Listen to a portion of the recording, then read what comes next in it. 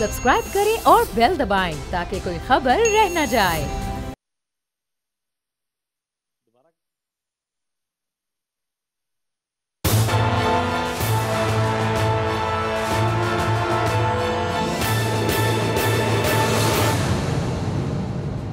अस्सलाम वालेकुम नाज़रीन, मैं हूं आपका मेज़बान समी इब्राहिम और आप देख रहे हैं प्रोग्राम तज्जिया। मेरे साथ हमारी को एंकर अरीना इलियास हैं और एशियन न्यूज़ के ग्रुप एडिटर राना ताहिर साहब हैं। इसके अलावा फ़याज़ महमूद साहब जो हमारे लीगल कॉरेस्पॉन्डेंट हैं और ख़ास तौर पर इस्लामाबाद हाई कोर्ट को कवर करते हैं, वो भी हमारे साथ हैं। इसके अलावा पूरी दुनिया में मुख्तलिफ़ जहाँ जहाँ हमारे नुमाइंदे हैं उन सब को हम अपने साथ लेंगे, लेकिन पहले नूरुल हसन साहब हैं, ये सऊदी अरेबिया से हैं, और कामरान जिलानी ये ह्यूस्टन से ये हमारे साथ होंगे। पहले इनसे हम बात करेंगे। और क्यों हम बात करेंगे, बड़ा इम्पोर्टेंट दिन है पाकिस्तानियों के लिए और हिस्टोरिक दिन है ओवरसीज़ पाकिस्तानियों के लिए।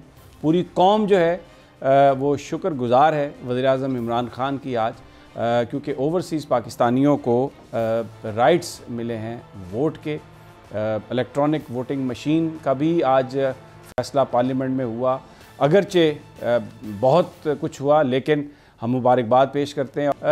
यकीनन वज़ीर-ए-आज़म इमरान ख़ान भी आज मुबारकबाद के मुस्तहिक हैं, उनकी टीम भी मुबारकबाद की मुस्तहिक है, आज वो भी मुस्तहिक है। और जो खुशियाँ जो ओवरसीज़ पाकिस्तानीज़ पैसे भेजते हैं, उनका जो ज़र मुबादला है उससे पाकिस्तान चलता है। और एक यानी हैरान है हम कि उनसे पैसे हम ले लेते हैं लेकिन वोट का हक़ उन्हें नहीं देते। लेकिन आज उनकी जो आवाज़ है वो सुनी गई, और एक बड़ा वादा जो वैसे तो तमाम सियासतदान करते रहे जब भी वो गए, लेकिन इसका सेहरा जो है वो वज़ीर-ए-आज़म इमरान ख़ान को जाता है कि उन्होंने आज एक वो दरीना मुतालबा पूरा किया है और उन ओवरसीज़ पाकिस्तानियों को एक आवाज़ मिली है, वोट का हक़ मिला है। खान साहब की गवर्नेंस के हवाले से और बहुत सारे इश्यूज़ हैं जिन पर आप तनकीद कर सकते हैं, जिस पर आप एहतजाज कर सकते हैं, लेकिन ये जो आज का दिन है ये एक तारीख़ी दिन है। एंड वज़ीर-ए-आज़म साहब, credit goes to you for that, credit goes to your team for that. और इसने पूरे जो बैरून मुल्क पाकिस्तानी रहते हैं उनमें खुशी की एक लहर दौड़ा दी है, और इसके साथ साथ पाकिस्तान के अंदर भी लोग बहुत खुश हैं कि उनके प्यारे अब कम से कम वोट डालने के लिए कुछ लोग, अगरचे वो इंटरनेट के ज़रिए भी डाल सकेंगे, लेकिन हो सकता है कुछ लोग पूरे प्रोसेस में शिरकत के लिए अब ज़्यादा अहतमाम से पाकिस्तान आएँ, तो उनकी अपने प्यारों से, अपने दोस्तों से एक मुलाकात होगी। तो यहाँ पर जो पाकिस्तानी हैं वो भी इस हवाले से बहुत खुश हैं। सबसे पहले मैं कामरान जिलानी ह्यूस्टन में हमारे उनकी तरफ चलते हैं, उनसे पूछते हैं कि वहाँ पर क्या सूरत हाल है, लोग कितने खुश हैं। कामरान, क्या ह्यूस्टन में क्या सेंटिमेंट है? अब तो वोट का हक मिल गया वहाँ पे रहने वाले पाकिस्तानियों को भी। हाँ सनी साहब, देखें ये बात बड़ी बाइसे मुस्करत है और ये ज़ाहिर एक तारीखी मतलब समझने इक़दाम उठाया इमरान खान की गवर्नमेंट ने। और इससे मतलब पाकिस्तानी ह्यूस्टन आप जानते हैं, आपको आपका ताल्लुक अमेरिका से रहा है कि यहाँ कराची वालों की तादाद बहुत ज़्यादा है, तो इस बात पर खुश हैं कि ये हुआ है। लेकिन एक मसला सिर्फ ये कि ये इसका वोटिंग का तरीक़ेकार क्या होगा, क्या कोई सहल तरीका वज़ा किया जाएगा कि लोगों को सहूलतों के वोट डाल सके जाके आराम से। आपको भी पता है कि पहली बार जो अमेरिका के इंतखाबात थे उसमें ही पहली बार बड़ी तादाद में लोग निकले थे, वो भी पहली बार था। जो वोट डालने का जो रुझान है वो आपके सामने पाकिस्तानी कम्युनिटी में। लेकिन सबसे पहले ज़ाहिर है कि ज़रूरत पड़ेगी कि आप ये शऊर उजागर करें कि आपके वोट की अहमियत क्या है पाकिस्तान में, और आप कितने हल्कों पे और इंतखाबात पे किस तरह असरअंदाज हो सकते हैं। अच्छा, दूसरी बड़ी अहम चीज़ ये होगी कि ये जो अपोजिशन पार्टियों ने जो इसको मुखालफत की है, दरअसल इन्होंने अपने वोट और कम कर ली है इस बिल की मुखालफत करके। और दूसरे ये कि खासकर इसका फायदा लाजमी तौर में आपको बता दूं कि वोट के हवाले से भी पीटीआई को ही पहुंचेगा, और फिर यहाँ पे जो इंतखाबी डोनेशन होता है उसका फायदा भी पीटीआई को ही पहुंचेगा, क्योंकि जाहिर है कि लोग सारे हुक्मरान से जो अपोजिशन में उनको आजमा चुके हैं। जाहिर है उनकी उम्मीद थी इमरान खान से, अब उनकी पॉलिसियाँ क्या हैं, उन्होंने क्या गलतियाँ की हैं, इस बात का कतई नजर। लेकिन यहाँ पे जो लोग हैं वो इस बात पर खुश हैं कि उन्हें वोट का हक मिला, लेकिन जरूरत इस अमर की है कि वोट की अहमियत का जो शऊर है उसको उजागर किया जाए, हुकूमत को करे और लोग। जबरदस्त, बिल्कुल ठीक है कामरान, आपकी बड़ा वैलिड पॉइंट है। मैं नूरुल हसन की तरफ चलता हूँ। नूरुल हसन, सऊदी अरब में भी लोग खुश होंगे, वोट बहुत बड़ा एक राइट है जो आज मिला है पाकिस्तानियों को जो वहाँ पे रहते हैं।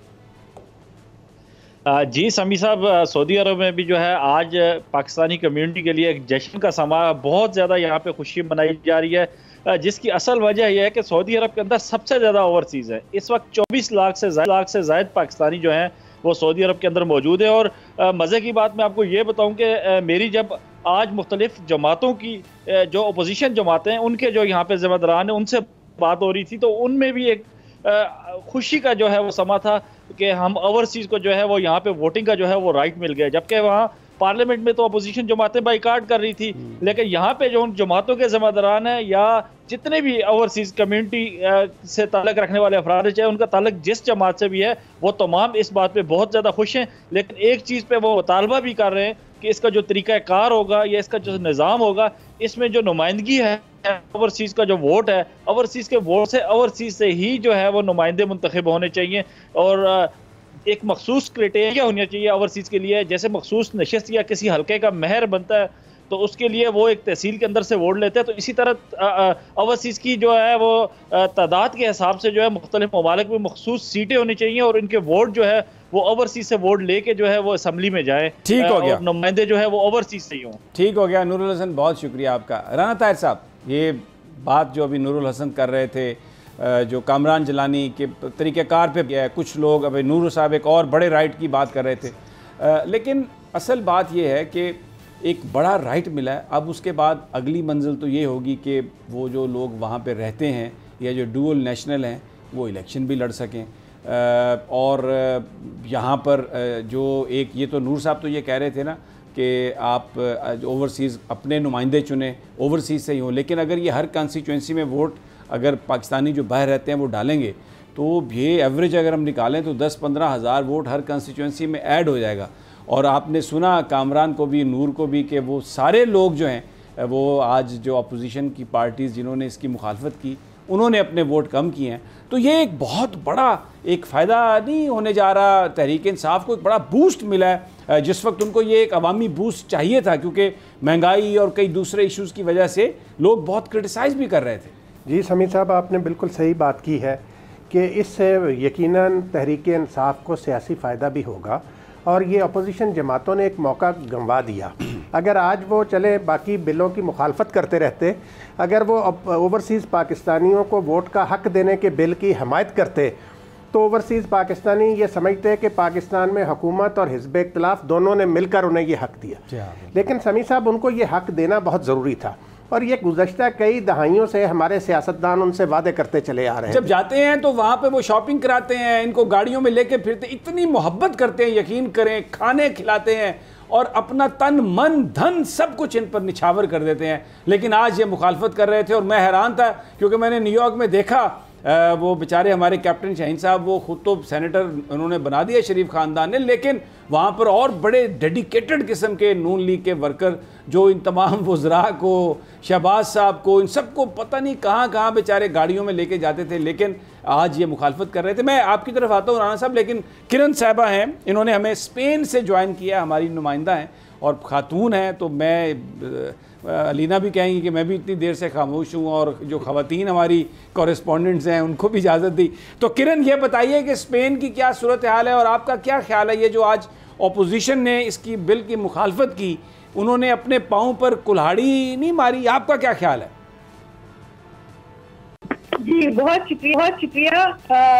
मैं यहाँ पर जो है ओवरसीज पाकिस्तानी जो है वो उनका मिला जुला रद्द अमल है इस बिल पर जो आज उनको ये पास हुआ, यहाँ पर वोटिंग का राइट दिया गया। ये उनका बहुत देरीना मुतालबा भी था क्योंकि जाहिर है वो एक उनकी हैसियत रीढ़ की हड्डी की हैसियत की तरह है और इसमें जो है वो मेजॉरिटी जो है वो तो इसको बहुत अप्रिशिएट कर रहे हैं कि उनको ये राइट दिया गया है। ये कि ना सिर्फ ये बल्कि वोट का राइट दिया जाए, बल्कि उनका ये भी मुतालबा था कि उनका एक नुमाइंदा वहाँ असेंबली में भी होना चाहिए जो उनकी नुमाइंदगी कर सके, उन्हें इलेक्शन लड़ने का हक भी दिया जाए। जाहिर है उनका बेशक वो ये रहते यहाँ पर है लेकिन उनके दिल पाकिस्तान से जुड़े हुए हैं और उनका उनकी खानदान वहाँ पर हैं, ये यहाँ पर कोसों दूर रह के अपने अजीज़ अकारिब से यहाँ पर रहते हैं और उनके लिए अपने मुल्क के लिए जो है वो यहाँ पर।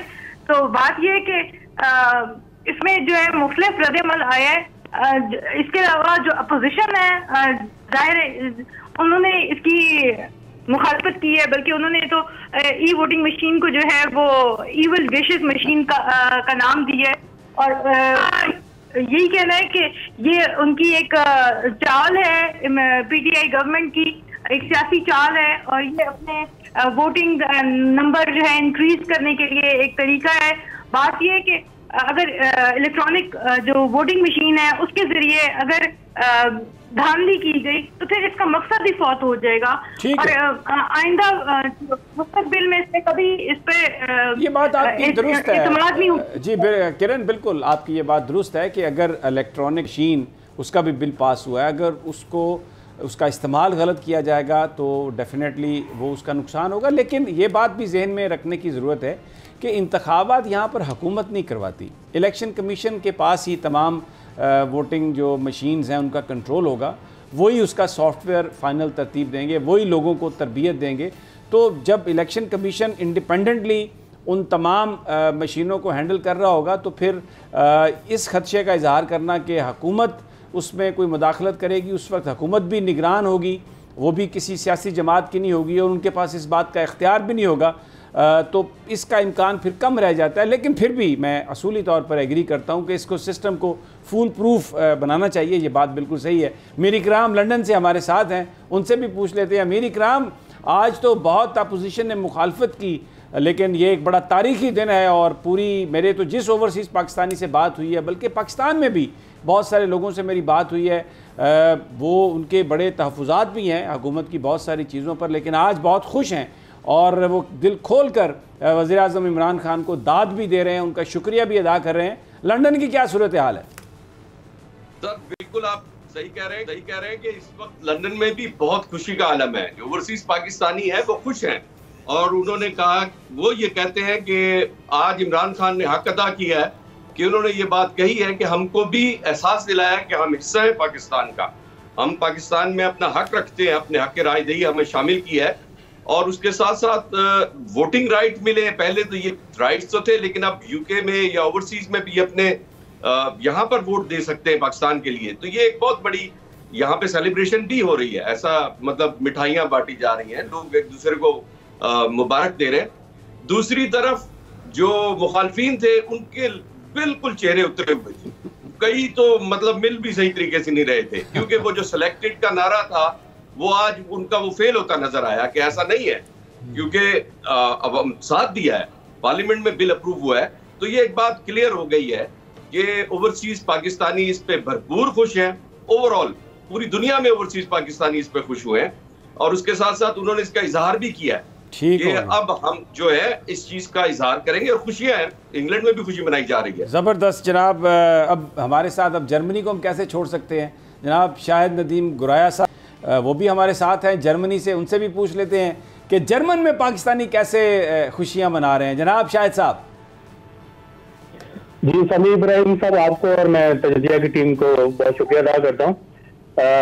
बात यह है कि जैसा कि पूरी दुनिया में जो है पाकिस्तानी ओवरसीज जो मौजूद हैं वो खुशी का इजहार कर रहे हैं, ये तो एक तयशुदा बात है, लेकिन जर्मनी में भी कुछ ऐसी सूरत हाल है। हर बड़े शहर में, फ्रैंकफर्ट में, जर्मनी में बर्लिन में जो है वो खुशियां मनाई जा रही हैं। लेकिन मैं ये कहना चाहता हूँ, इसको मैं एक दूसरे एंगल से देखना चाहता हूँ कि ओवरसीज जितने भी पाकिस्तानी हैं वहां पे सिर्फ पीटीआई के वोटर्स नहीं है, वहां पे एक कसीर तादाद जो है वो PMLN तो जो मुस्लिम लीग नून है उसको भी ये देखना चाहिए कि हमारे वोटर भी बरूने ममालिक में मौजूद हैं, तो उनको एक तामीरी सोच रखनी चाहिए कि ये जो इलेक्टोरल रिफॉर्म्स आई हैं इसमें तो एक पाकिस्तान की ओवरऑल बेहतरी की तरफ ही एक कदम बढ़ाया गया है।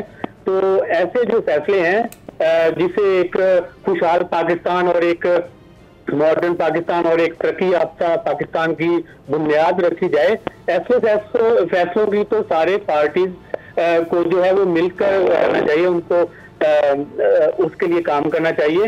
ये बिल्कुल एक थोड़ा सा गलत तासुर है कि बैरून ममालिक में पीटीआई के जो सपोर्टर्स हैं या उनके जो वोटर हैं उनकी तादाद ज्यादा है, ऐसा नहीं है। ठीक है, मुस्लिम पार्टियों के वोटर जी बिल्कुल, शायद आपकी बात बिल्कुल सही है, मैं इससे एग्री करता हूँ। पाकिस्तानी जो है वो हर पॉलिटिकल पार्टी से एफिलिएशन रखने वाले बाहर पाकिस्तानी है, और इसीलिए वज़ीर-ए-आज़म साहब को हम भी यहाँ पर बैठकर अपनी स्क्रीन से, बोल की स्क्रीन से उनको और उनकी टीम को शाबाशी दे रहे हैं कि उन्होंने एक कानून बनाया तो ये नहीं सोचा कि ये तहरीक इंसाफ के लिए है, एक कानून बनाया पाकिस्तानियों के लिए। भले जिसको मर्जी वोट दें, लेकिन आप फॉरेन रेमिटेंस भेजते हैं, आपके दिल पाकिस्तान के साथ धड़कते हैं, और ये हमारा एक वादा है। तो उन्होंने ये वादा जो है वो उनको याद कराया। मैं चाहूँगा अपने प्रोड्यूसर साहब को कि ज़रा एक दफ़ा ये ढोल फिर बजा दें, क्योंकि आज वाकई बहुत बड़ा तारीख़ी दिन है। जी अलीना, आपने सुना बाहर के जो हमारे नुमाइंदे हैं वो भी जिस तरह से बात कर रहे थे, और आज लेकिन बड़ा आज एक माहौल जो नज़र आया उसमें इलेक्ट्रॉनिक वोटिंग मशीन्स के बारे में तहफ़्फ़ुज़ात। मैं एक सवाल आपसे मैं करना चाह रहा हूँ, अगर आप उस पर कुछ रहनुमाई फरमा सकें। भाई, इलेक्शन कमीशन ने इलेक्शन करवाना है, ये सारे के सारे जो मशीन्स हैं ये इलेक्शन कमीशन के पास होंगी, और वो अभी टाइम है, इन तमाम चीज़ों की टेस्टिंग की जाएगी। जब इलेक्शन होगा तो तब ना वज़ीर-ए-आज़म इमरान खान होंगे, ना उनकी पार्टी की हुकूमत होगी, एक निगरान गवर्नमेंट होगी जो लीडर ऑफ द अपोजिशन और वज़ीर-ए-आज़म मिल के बनाएंगे, हर तरह का नुमाइंदा होगा उसमें, और पूरा जो इलेक्शन कमीशन है वो इंडिपेंडेंटली हर चीज़ को सुपरवाइज़ कर रहा होगा। तो इसमें ठीक है, बहुत सारे लोगों को अभी पता नहीं है, हमारे पास लिटरेसी रेट भी कम है, लेकिन टेक्नोलॉजी की तरफ बढ़ना ये तो एक अच्छा कदम है। इस पर इतना वावेला आज जो इतने अगली सीन हमें नज़र आए पार्लियामेंट में, क्या ये हमारे सियासतदानों को ये शेवा देता था कि वो इस मसले पर इतनी रुकावटें डालें?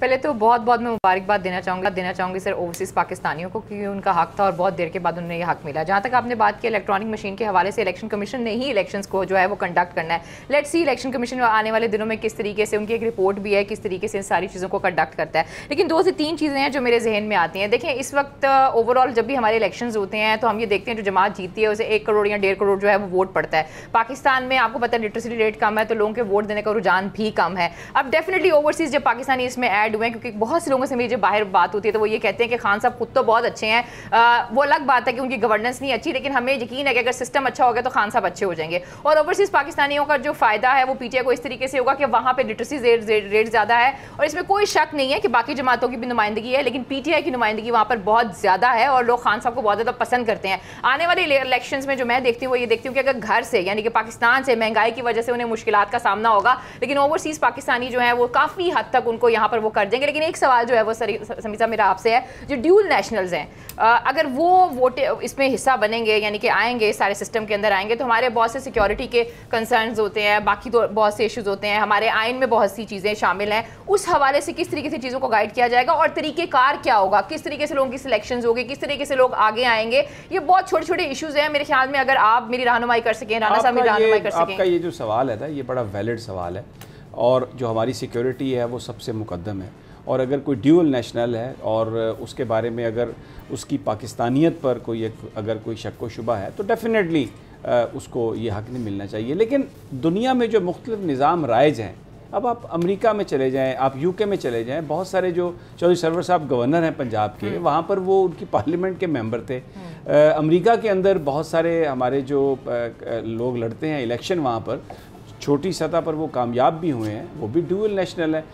पूरी जो दुनिया के जो ममालिक हैं जहाँ पे डेमोक्रेसी फ्लरिश कर रही है, वहाँ पर वो दूसरी कौमियतों से आने वाले, दूसरी कौमों से आने वाले जो टैलेंटेड लोग हैं उनको वेलकम करते हैं। आपको पता है अमेरिका ने तो ये अपना उनका इमिग्रेशन सिस्टम बेस ही इस बात पर करता है, आपसे बहुत कम अरसा पहले तक अभी भी कुछ शोबों में अगर आप डिग्री होल्डर हैं, अगर आपके पास डॉक्टरेट की डिग्री है, आप साइंसदान अच्छे हैं, फिज़िक्स आपको अच्छा आता है, तो वो आपको अपना शहरी बना लेते हैं। वहाँ पर आप उनका जो सिस्टम है उसमें जाके काम कर सकते हैं, क्योंकि वो आपके टैलेंट से फ़ायदा उठाना चाहते हैं। और हम वो पाकिस्तानी जो पाकिस्तान में पैसे भेजते हैं, जिनके ख़ानदान यहाँ पे हैं, जब वो मरते हैं तो वो उनकी ख्वाहिश ये होती है कि उनकी मैयत को पाकिस्तान में जाके दफनाया जाए।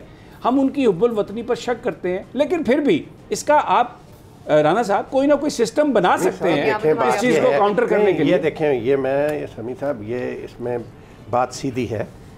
देखें, जहाँ तक सिक्योरिटी इश्यूज़ हैं वो सिर्फ ओवरसीज़ पाकिस्तानियों के हवाले से नहीं, वो अंदरून मुल्क पाकिस्तानियों के हवाले से भी ये जो है सिक्योरिटी सबसे अहम चीज़ होती। लेकिन बात समी साहब एक ये है कि ये सवाए सियासी मुनाफकत के और कुछ नहीं है। ये क्या तमाशा है, आप उनके पैसों से मुल्की मईशत को चला रहे हैं। ओवरसीज़ पाकिस्तानियों की अरबों डॉलर वो हर साल पाकिस्तान, और अगर वो ना आए तो हमारा खजाना बैठ जाए, हम दिवालिया हो जाए। समी साहब, बात ये है कि ये तारीखी इकदाम है इमरान खान का जो उनको वोट का हक दिया। अब दूसरी बात जो आपने अभी की है अलीना, जो आज कानून पास हुआ है उसके नतीजे में तो वो उनको सिर्फ वोट का हक मिला है। किस तरीके जो बात आप अगली कह रहे हैं, वोट के हक से तो कोई अपना ऐसा प्रॉब्लम नहीं होता। लेकिन जो समी साहब ने बात की, चौधरी सरवर साहब जब बरतानिया में थे वो पाकिस्तान के शहरी भी थे। बरतानिया वालों ने तो नहीं कहा कि ये पाकिस्तानी शहरी जो है ये यहाँ की पार्लियामेंट का मेंबर कैसे बन जाएगा। ठीक है, ये चीज़ हमें अब ख़त्म करनी चाहिए और देखना चाहिए, आगे बढ़ना चाहिए कि ये जो ओवरसीज़ पाकिस्तानी हैं वो बेवतन लोग हैं। और एक और बात ऐड कर दूं, डॉक्टर A.Q. खान हॉलैंड में काम कर रहे थे, पाकिस्तान के शहरी थे, हॉलैंड में थे, दिल पाकिस्तान के साथ धड़कता था, वहां छोड़कर आके यहाँ पर एटम बम बनाया, जिसकी वजह से आज पूरा पाकिस्तान महफूज है, सिक्योरिटी पूरे पाकिस्तान की। अहलिया मोहतरमा हॉलैंड छोड़ के हॉलैंड की थी। तो भाई आप ये जो एक बात है कि ओवरसीज पाकिस्तानियों पर ये गुफ्तगू करना मैं ये शर्मनाक है, शर्मनाक। और ये बिल्कुल राना साहब आपने सही कहा, ये मुनाफकत है। लेकिन मैं फिर ये कहूँगा कि credit goes to Imran Khan कि जितनी मुखालफत है, जो कुछ मैं सुन रहा था शेख रशीद साहब को, उन्होंने एक बात कही, मैं बड़ा आई वॉज क्वाइट इम्प्रेस्ड। उन्होंने कहा कोई काबीना का इजलास ऐसा नहीं हुआ जिससे पहले वज़ीर आज़म ने शिबली फराज साहब से या फवाद चौधरी साहब से या और कोई किसी दूसरे जो साइंस टेक्नोलॉजी को डील करते थे उनसे इलेक्ट्रॉनिक वोटिंग मशीन और इस प्रोसेस के हवाले से ब्रीफिंग ना ली हो। लेकिन बहरहाल आज दिन बड़ा, मैं ब्रेक पे जाना है, आप आगे 10 जुमले बोलिएगा, छोटा सा एक वक्फा, हमारे साथ ही रहिए।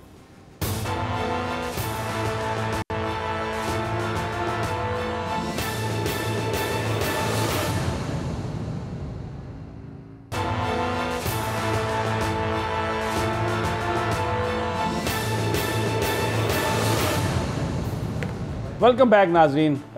बात हो रही है पाकिस्तान के, आज जो पार्लियामेंट में अगली सीन भी नज़र आए, हमें हाथापाई भी नज़र आई, जो नहीं होना चाहिए था वो हुआ, लेकिन फिर भी एक तारीख़ी दिन है इसलिए कि वोट का राइट भी मिला और एक अहम स्टेप इलेक्ट्रॉनिक वोटिंग मशीन का। और टेक्नोलॉजी के हवाले से, ज़ाहिर है इस्तेमाल के हवाले से बहुत सारी रिजर्वेशन है। ये फ़ोन मेरे हाथ में, अब यकीन करें इसमें कुछ ख़राबी आ जाए तो वो मेरा छोटा बेटा जिसकी उम्र 11-12 साल है वो इसको ठीक कर लेता है, मुझसे ठीक नहीं होता। ये अपनी जगह पर मौजूद हैं ये तहफ़्फ़ुज़ात, लेकिन आपने टेक्नोलॉजी की तरफ मूव तो करना है। बहुत सारे लोग ये कह रहे हैं कि इंटरनेट जो है वो वोटिंग उससे हैक हो जाएगी और वो सेफ़ तरीका नहीं है। मेरा सवाल उनसे सिर्फ ये है, उनके ख़दशात दुरुस्त हो सकते हैं, लेकिन आप इंटरनेट बैंकिंग पे तो बड़ा इत्माद करते हैं, रोज़ाना बैठ के लाखों रुपए इधर से उस अकाउंट में जा रहे हैं, उस अकाउंट से इधर आ रहे हैं, कोई प्रॉब्लम नहीं है उसमें। अब ये वोटिंग की बात आई है, इलेक्ट्रॉनिक वोटिंग मशीन की, तो वो शहबाज शरीफ साहब भी और सारी दूसरी जमातें भी, वो सब उनको मरोड़ उठ गए, ओहो हो ये तो धांधली हो जाएगी। भाई आप जो भी सिस्टम है उसको आप फूल प्रूफ बना सकते हैं, लेकिन ये दौर जिधर जा रहा है आपको इन कोशिशों को, ये सिस्टम को बेसिकली रिफॉर्म करने की बात है। ये वो चीज़ें हैं जो पाकिस्तानियों को चाहिए ताकि ये एक मसला हमेशा के लिए ख़त्म हो जाए। फ़याज़ आप हमारे साथ हैं, अगरचे आपसे हमने बात तो मेनली उस पर मरीम नवाज़ साहबा के केस पे करनी है क्योंकि आज इस्लामाबाद हाई कोर्ट ने बड़े अहम सवाल उठाए हैं और मुझे लगता है कि इस वक्त नैब के जो प्रोसिक्यूटर हैं पसीने में डूबे हुए होंगे। लेकिन ये जो सारी कहानी है कि जी ये लीगल प्रॉब्लम हो जाएगी, इसमें हैकिंग हो जाएगी और ये कानून इसको प्रोटेक्शन नहीं देगा, व्हाट डू यू से?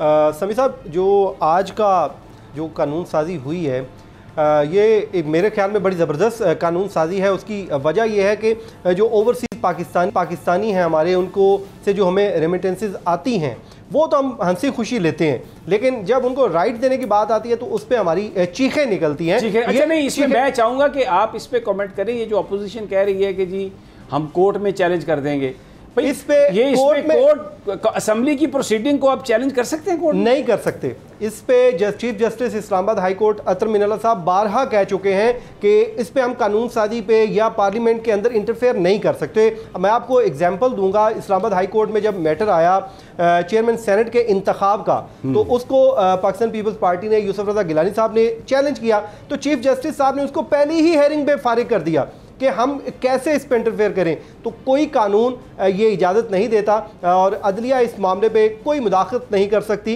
कि वो पार्लियामेंट के अंदर होने वाली किसी भी प्रोसीडिंग पे कोई कार्रवाई कर सके। तो इस पे कोई कानून इजाज़त नहीं देता। राना साहब, और फिर तो आइन की जो प्रोविज़न आज फ़रोग नसीम साहब भी पढ़ रहे थे, जिसमें यह था कि जॉइंट सेशन के अंदर भी सिटिंग में जो मौजूद मेंबरान हैं, अगर उनकी अक्सरियत किसी लेजिस्लेशन को, किसी बिल को अगर पास कर दे तो वो दैट बिकम्स द लॉ, और उसमें उसको चैलेंज फिर कैसे कर सकती है? शमी साहब बिल्कुल सही कह रहे हैं आप। देखें वो आइन का आर्टिकल 72 है, उसकी जैली शेख 4 के तहत ये बिल्कुल वाज़े तौर पर आइन में जो चीज़ लिखती जाए उसके बाद रूल्स की कोई हैसियत नहीं रहती। आइन जो है उसको बालादस्ती हासिल होती है। तो आइन में ये लिख दिया गया कि जो मौजूद अरकान हैं मुश्तरका अजलास के, उनकी अक्सरियत कोई बिल पास कर दे तो वो कानून बन जाता है।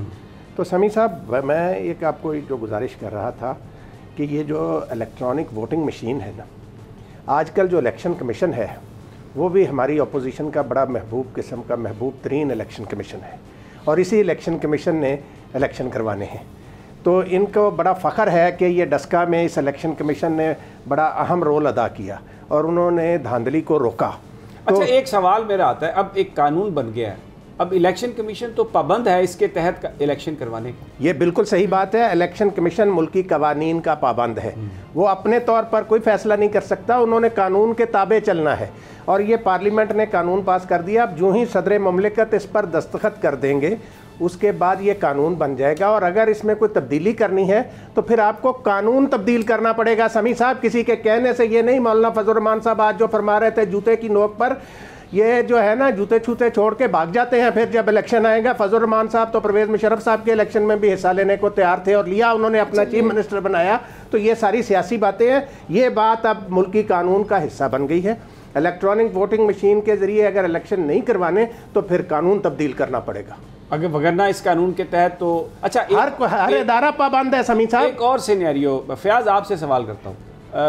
30 लाख कहते हैं मशीनों की ज़रूरत है, उसके लिए ट्रेनिंग की ज़रूरत होगी, उसके लिए बहुत सारा पैसा चाहिए होगा, इंफ्रास्ट्रक्चर चाहिए होगा।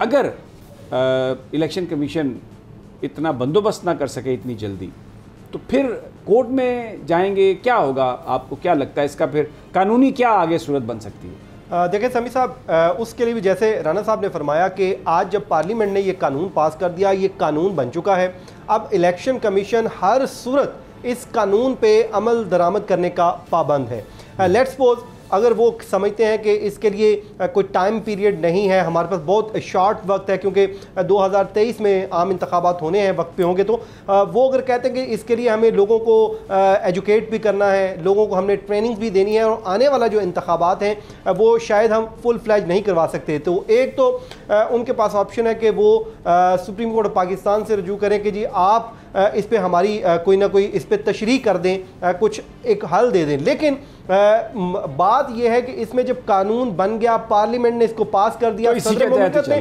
दस्तखत कर दिए, तो फिर election commission at any cost इस पे पाबंद है कि वो इस पे अमल करे। बिल्कुल। अच्छा, एक और अगर हम बात का तस्करा ना करें तो कहानी मुकम्मल नहीं होगी।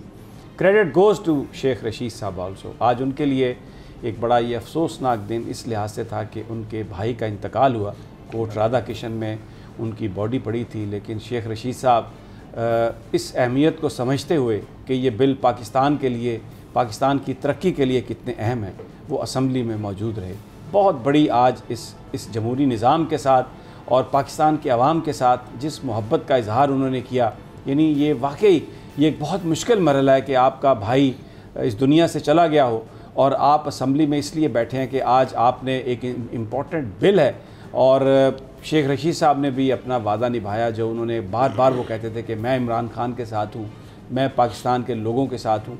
क्रेडिट गोज़ टू यू, और अल्लाह ताला आपको सब्र दे और जो आपके भाई का जिनका इंतकाल हुआ, अल्लाह ताला उनको अपनी रहमत में जगह दे। लेकिन एक और बात मैं राना साहब मुझे ज़ाहिर है हम रिपोर्टर हैं, जर्नलिस्ट हैं, हर चीज़ पे डिस्कस हमने करना है।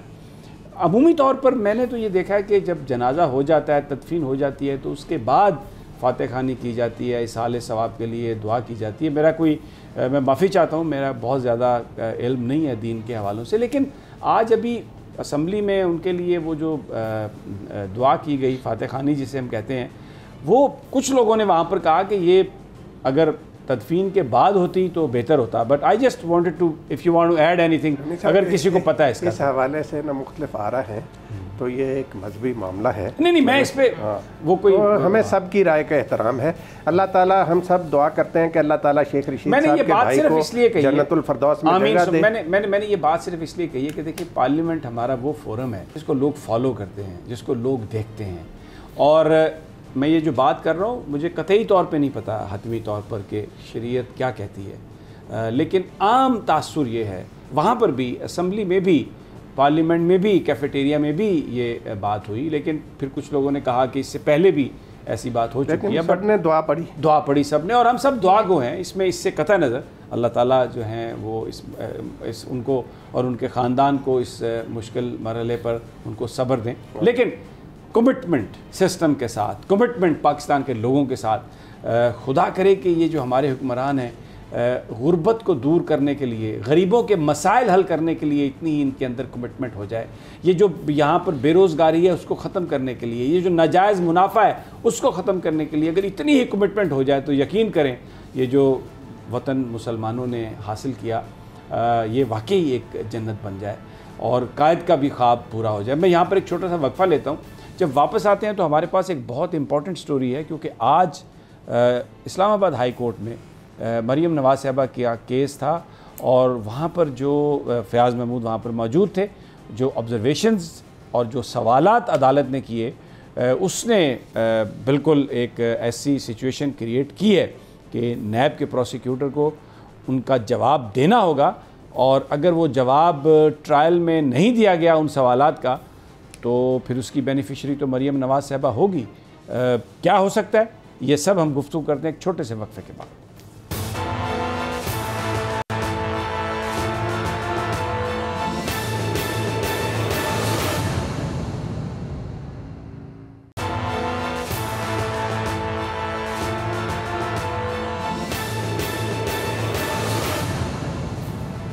वेलकम बैक नाजरीन। बड़ा अहम दिन था आज मरीम नवाज़ साहबा के लिए भी, क्योंकि इस्लामाबाद हाई कोर्ट में डिवीज़न बेंच उनकी अपीलों की समाअत कर रहा था। ज़मानत की मनसूखी जो नैब ने मूव की है उसकी भी समाअत थी।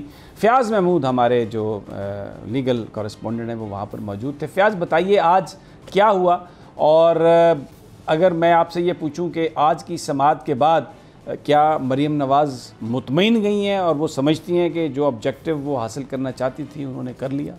समी साहब, आज की जो समाअत थी आपको मालूम है कि बड़ी इम्पॉर्टेंट थी। जो कल का एक एपिसोड हुआ उसके बाद आज सबकी नज़रें इस्लामाबाद हाई कोर्ट के 2 रुकनी बेंच पे थी। ये स्पेशल डीबी है जिसमें जस्टिस आमिर फारूक साहब हैं और जस्टिस मोहसिन अख्तर कियानी साहब हैं। जब आज इसकी समाअत का मैं आपको थोड़ा सा अगर आगाज़ से बताऊं कि जैसे ही बेंच आकर बैठा, एक तो फुली कॉन्फिडेंट थे, वो बिल्कुल नॉर्मल आके बैठे और आके उन्होंने कहा जी स्टार्ट करें। तो इरफान कादर एडवोकेट मरीम नवाज़ साहिबा के जो वकील हैं, उन्होंने कहा कि मेरी कुछ गुजारिशात हैं, तो जिस पे जस्टिस आमिर फारूक साहब ने खुल के कहा कि आपकी जो गुजारिशात हैं, जो दिल की बातें हैं आप कहिए और हम सुनने को तैयार हैं, आप जितनी बहस करना चाहते हैं करें।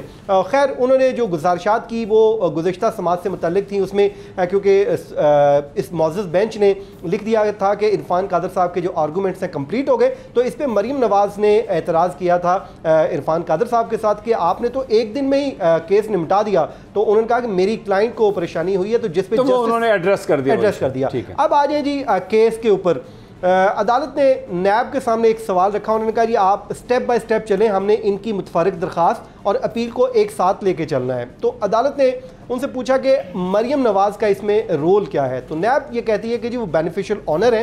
तो इस पे आमिर फारूक साहब ने कहा कि आप हमें शवाहिद से बताएं कि आपके पास ऐसा कौन से शवाहिद हैं। तो उन्होंने एक हवाला दिया था, 2012 की इन्वेस्टिगेशन हुई थी बरतानिया में, वो कहा कि जी उसमें इनको मालिक बताया गया था मुल्ज़िमान को, और उसके साथ ही उन्होंने कहा कि हमने एक MLA लिखा और जब वो MLA पाकिस्तान आया तो वो हमने उसको रिकॉर्ड का हिस्सा बना दिया। एक बात ये आया कि उन्होंने कहा कि सुप्रीम कोर्ट ऑफ पाकिस्तान में भी मरीम नवाज़ ने अपना दिफा पेश किया था और ये पब्लिक नॉलेज पे है, जिस पे जस्टिस आमिर फारूक साहब ने हमारी तरफ देखा, बल्कि 3 बार इस समाअत के दौरान हमारी तरफ देख के एक रिमार्क्स दिए। उन्होंने कहा कि मीडिया पे क्या चल रहा है, पब्लिक परसेप्शन क्या है, हमने इसको नहीं देखना, हमने शवाहिद पे चलना है और ये अदालत शवाहिद को देख के फैसला करेगी।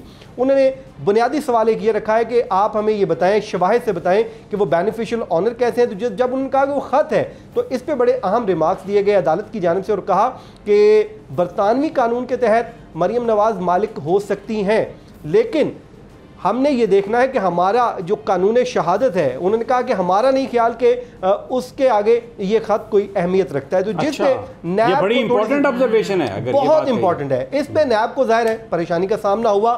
फिर उन्होंने कहा कि एक और उन्होंने बात की, उन्होंने कहा एक तो चले आपका वो एविडेंस है, उसके बाद इसमें दूसरी जो चीज़ हो सकती थी वो बैरियर सर्टिफिकेट हो सकते थे। तो जस्टिस मोहसिन अख्तर कैनी साहब ने कहा ना तो आपने मुल्ज़मान को उस टाइम रिमांड लिया, रिमांड तब लेते जब आप गिरफ्तार करते, ना आपने गिरफ्तार किया, ना आपने इनसे बैरियर सर्टिफिकेट लिए, तो वो आप ले आए, वो कम अज़ कम पेश कर दें। ज़ाहिर है वो नैब नहीं पेश कर सकती। तीसरा जो सवाल उठाया गया है वो ये है कि आप ये ही बता दीजिए कि मरीम नवाज़ ने कोई उन फ्लैट से या वो जो एवन फील्ड अपार्टमेंट्स हैं उनसे कोई बेनिफिट उठाया हो माली, या वहाँ पे रही हो। तो ज़ाहिर है एक नैब के पास वो बता सकते हैं कि वहाँ पे जाके रहती रही हैं, तो ये एक बेनिफिट उन्होंने उठाया है।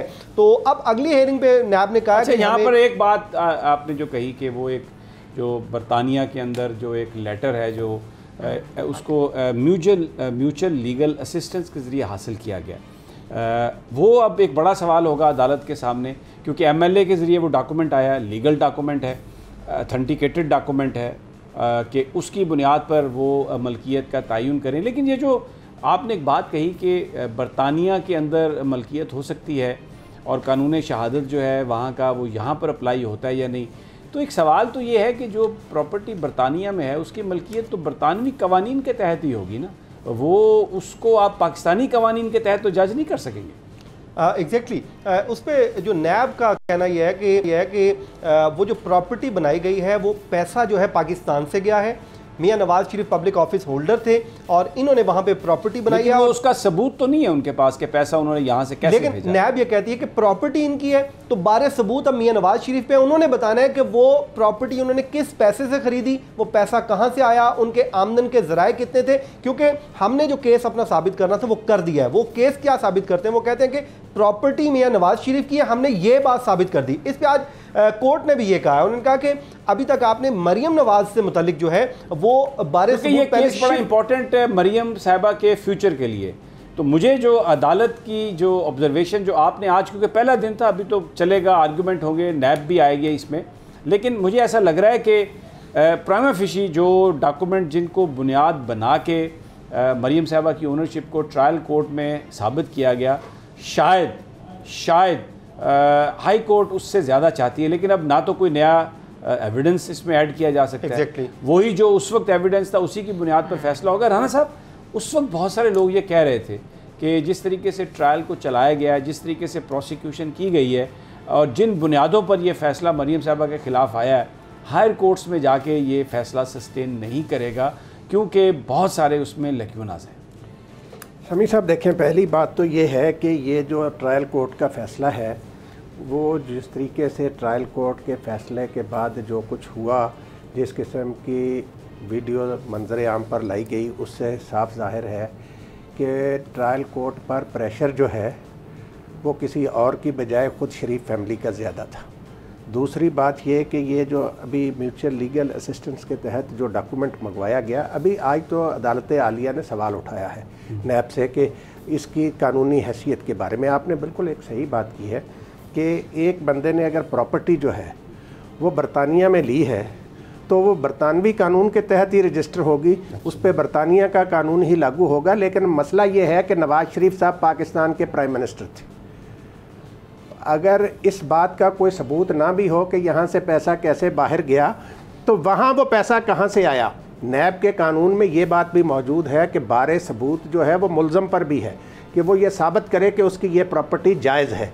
तो जैसे आपने कहा, ये आगे जब जो केस बढ़ेगा इसमें कई सवालात उठेंगे, उनके जवाबात मरियम साहबा भी देंगी और नैब वाले भी देंगे। जी अलीना साहबा, आप क्या कहती हैं इस सारे मामले में? ये जो मैंने फयाज साहब को सुना है, इसमें 2-3 चीज़ें जो सामने आई, एक तो रिमांड की, दूसरा बेनिफिट की, तीसरा ख़त की, और चौथी जो बैरियर सर्टिफिकेट के हवाले से है। तो यहाँ से हम देखें तो जो हमें नैब की कार्रवाई है और जो प्रोसीडिंग है उसमें काफ़ी लकूनास नज़र आते हैं। लेकिन जो बारे सबूत वाली बात है ना समी साहब, सवाल तो ये उठता है, अब जो सबूत दिए जाएंगे मरियम साहबा की तरफ से, हो सकता है कि वो इस चीज़ को साबित कर दें कि वहाँ पे जो फ्लैट्स लिए गए, सब कुछ लिया गया, वो लीगल है। अब बात ये कि उन सबूत, जैसे कि आपने कहा कि मज़ीद जो है वो चीज़ें ऐड नहीं हो सकती हैं। अब आई डोंट नो कि अब आगे प्रोसीडिंग में किस तरीके से चीज़ें वो होती हैं, अनफोल्ड होती हैं, क्योंकि अभी तो आगाज़ हुआ है, अभी तो शुरुआत हुई है, देखते हैं। बट आज का दिन मरियम के लिए सो फार ठीक था, और वो जो हलफनामे की पूरी कहानी बनाई गई थी कि जी आज की प्रोसीडिंग को करने के लिए किया गया, ये किया गया, वो आज मुझे लगता है ख़त्म हो गई आज।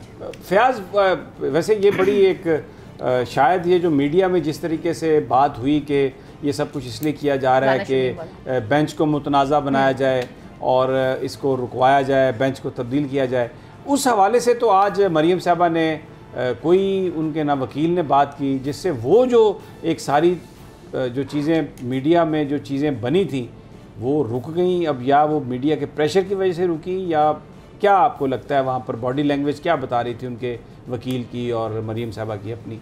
समी साहब, कोर्ट रूम में तो उन्होंने कोई बात नहीं की, ये बिल्कुल एक फैक्ट है कि कोर्ट में आज उन्होंने इससे मुतालिक उन्होंने भी कोई बात नहीं की और मौजूद बेंच की जानिब से भी कोई इस तरह का रिमार्क्स नहीं। लेकिन अदालत से बाहर गुफ्तगू में अदालत के जब बाहर मरियम नवाज गई हैं तो उन्होंने साबिक चीफ जस्टिस को आड़े हाथों लिया और उन्होंने तंबीह भी की बाकी लोगों को भी, और उन्होंने कहा कि हक सच का फैसला हो चुका, और हक सच का फैसला तो वो वही समिति है जो बयान हल्फी में लिखा गया। लेकिन आज आपने पूछा था कि बड़ी किसके मुतमिन थी, तो मरियम नवाज तो आज की समाज से बहुत मुतमिन है। और आपको याद होगा जब एहतसाब अदालत में मामला चल रहा था तब भी वो रोजाना ही मुतमिन होती थी, लेकिन जब फैसला आया तो इसका मतलब है हम इसको कोई बड़ा फिर जेस्चर न लें उससे कि वो पहले भी मुतमिन थी, सजा उनके खिलाफ हो गई, और अगर आज भी मुतमिन है तो हो सकता है सजा उनके खिलाफ। लेकिन मैं थोड़ा सा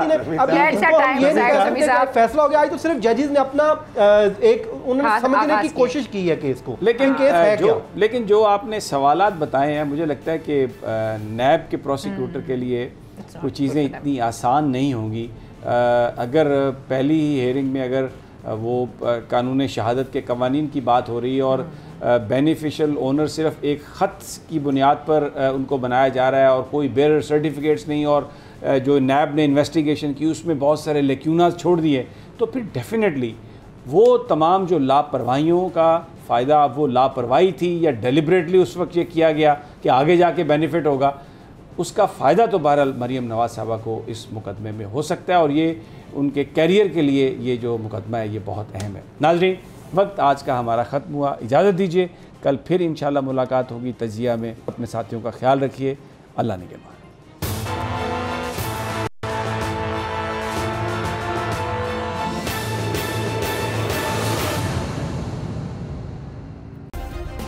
सब्सक्राइब करें और बेल दबाएं ताकि कोई खबर रह न जाए।